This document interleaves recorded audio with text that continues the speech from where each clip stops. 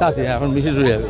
দাদা একটা বিষয়, সেটা হচ্ছে যে আজকে কি নিয়ে আপনারা রাজপথে নেমেছেন? গোটা বিশ্বজুড়ে প্রতিবাদের ঝড় উঠেছে।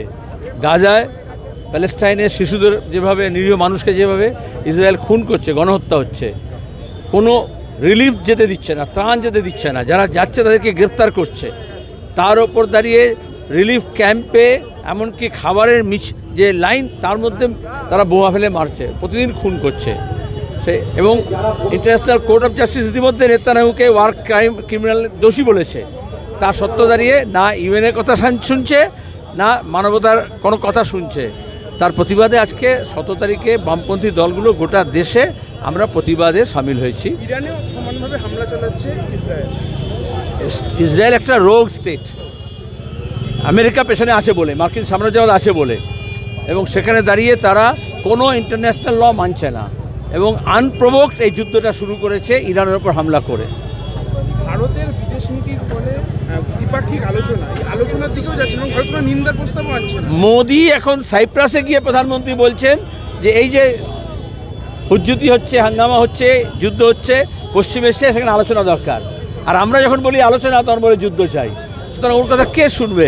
আজকে দাঁড়িয়ে প্যালেস্টাইনের জন্মলগ্ন থেকে আমরা, ভারত স্বাধীনতা আন্দোলনের সময় থেকে আমরা প্যালেস্টাইনের পক্ষে। মোদি সরকার এসে এখন ইসরায়েলের পক্ষ অবলম্বন করছেন এবং নির্লজ্জভাবে মুক্তিকামী মানুষের বিরোধিতা করছেন, তারও প্রতিবাদ করছি আমরা। বিমানদা, আজকে কি দাবি নিয়ে আপনারা রাজপথে নেমেছেন? আজকে খুব সিম্পল ব্যাপার। ইসরায়েল একের পর এক হামলা করে যাচ্ছে প্যালেস্টাইনের ওপরে।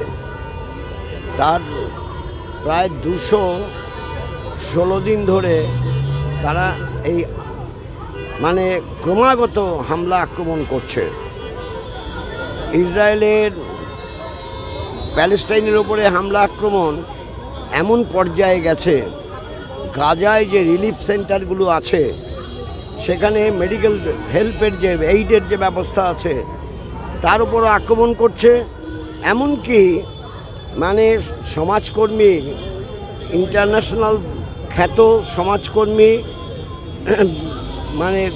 গ্রেটা থুনবার্গ যখন ফ্লোটিলা জাহাজ নিয়ে যাচ্ছে, সেখানে বুভুক্ষু মানুষ, নিরন্ন মানুষ, তাদেরকে খাদ্য সরবরাহ করা, মেডিসিন সরবরাহ করা,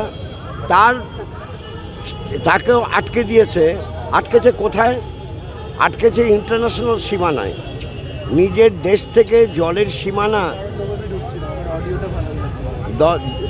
নিজের দেশ থেকে জলের যে সীমানা, তার বাইরে আন্তর্জাতিক সীমানায় তাকে ঘিরেছে, ধরেছে সবাইকে, ইনক্লুডিং গ্রেটা থুনবার্গ। তাকে জোর করে নিয়ে যে তেল আবিব থেকে প্যারিসে পাঠিয়ে দিয়েছে।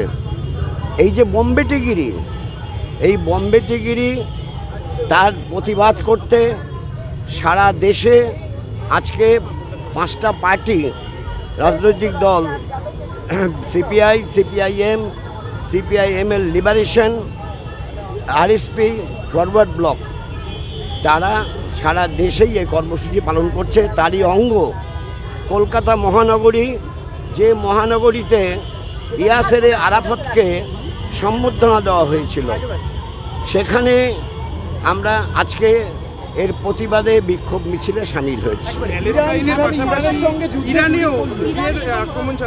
প্যালেস্টাইনের হামলা আক্রমণ নির্বিবাদে করার পর এখন প্যালেস্টাইনেও করছে, আবার ইরাকের ওপরও হামলা শুরু করেছে।